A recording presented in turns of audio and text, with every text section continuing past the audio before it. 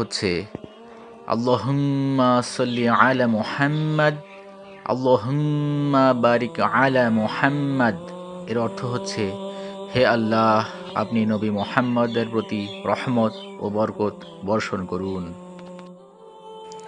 4 number এবং সর্বশেষ যে দরুদটা বলবো সেটা হচ্ছে, আমরা সবাই জানি সকল সহিহ হাদিসের কিতাবে এই দরুদটা এসেছে, তা হলো সাল্লাল্লাহু আলাইহি ওয়াসাল্লাম। এর অর্থ হচ্ছে, হে আল্লাহ, আপনি নবী মুহাম্মদের প্রতি শান্তি ও রহমত বর্ষণ করুন। এই ছিল 4টি সংক্ষিপ্ত দরুদ।